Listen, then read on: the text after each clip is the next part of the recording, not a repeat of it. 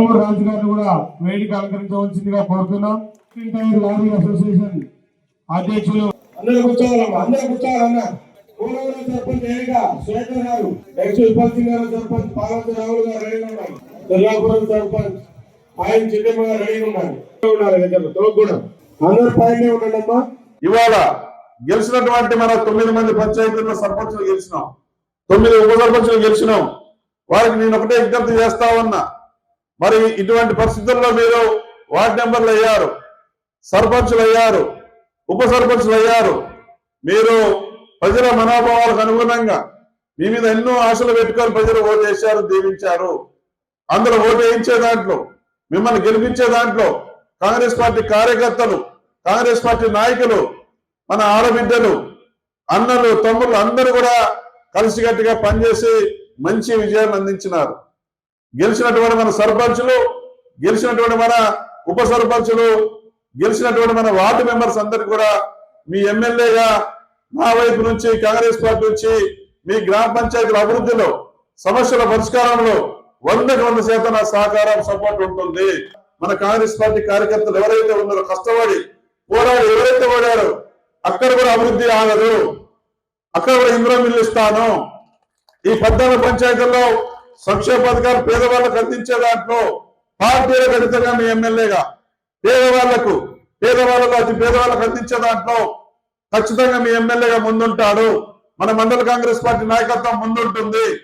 ఆ రకంగా ఓడిపోయినాం కదా, మమ్మల్ని పట్టించుకుంటారో పట్టించుకోరనే ఆవేదన, బాధ ఎవరికి కాంగ్రెస్ పార్టీ కుటుంబ సభ్యులకు, కార్యకర్తలకు ఏ మనసులు ఏమాత్రం కూడా రానియొద్దు. సమస్యలు కానీ, అభివృద్ధి కానీ, సంక్షేమ పథకాలు కానీ 100% ఓడిపోయిన దగ్గర కూడా ఖచ్చితంగా అమలు చేసి అభివృద్ధి చేసి చూపెడతారని చెప్పేసి మీ అందరికీ సందర్భంగా మాట ఇస్తా ఉన్నాను. ఒకటే మనం చేస్తా ఉన్నా, ఈ పెనుపాక నియోజకవర్గంలో మనం అద్భుతంగా మనం పంచాయతీలో అత్యధిక స్థానాలు మనమే గెలిచినాం. ఈయన 132 ఉంటే 80 వార్డు మెంబర్స్ మనమే గెలిచినాం. తిరగలేదు మన కాంగ్రెస్ పార్టీకి. కలిసికట్టుగా పనిచేస్తే ఏరే పార్టీ మిగలదు ఇక్కడ ఈ మండలంలో. నేను గట్టిగా చెప్తా ఉన్నా, నమ్మకంతో చెప్తా ఉన్నా నేను. ఆ రకంగా మనం ముందుకెళ్దాం. పాయ వెంకటేశ్వర్ల మీద ఎన్ని నిందలు వేసినా, ఎన్ని కామెంట్ చేసినా పార్టీ కుటుంబంలో కార్యకర్తల నాయకులే చూసుకుంటారు. నేను మాట్లాడా, పిచ్చోళ్ళు ఏదో సోషల్ మీడియాలో పెడతారు. పిచ్చోడని తెలుసుకుని నేను ఎందుకు మాట్లాడడం? పిచ్చోళ్ళ సంగతి చూశారు కదా మన అసెంబ్లీ ఎన్నికల్లో. మీరే చూసుకోండి, కార్యకర్తల నాయకులు మీరే చూసుకోండి. గెలిచిన తర్వాత, గెలిచిన దగ్గర నుంచి మొన్నటి దాకా నాకు బాగా మన కార్యకర్తల నాయకుల నుంచి ఒత్తిడి ఉండే. ఏం ఒత్తిడో తెలుసా? ఆఫీసు, కాంగ్రెస్ పార్టీ కార్యాలయం. ఓపిక పట్టండి అన్న నేను. ఓపిక పట్టండి అన్న. కొద్ది రోజుల్లోనే మనం అందులోకి వెళ్తున్నాం. కాంగ్రెస్ పార్టీ కార్యాలయం మన పార్టీ, కాంగ్రెస్ పార్టీ కార్యాలయం ఎవరితో కాదు. కొంతమంది దుర్మార్గులు దాన్ని కూడా కబ్జా చేయడానికి అంత కక్కుర్తి పడితే, సరే ఏ రికార్డు చేసుకున్నారు, ఏదో చేసుకున్నారు, దాని జోలికి పోవట్లే. సంపాదించి కోట్లు.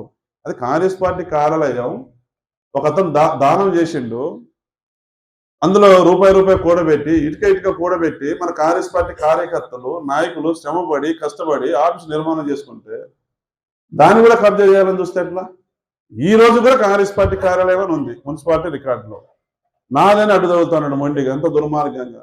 ఎక్కడికో పోతుండే, ఏదో చేస్తుండే, చూస్తే ఆదాయం పోతుండే. నేను వదిలిపెట్ట ఎంట పడతా నేను.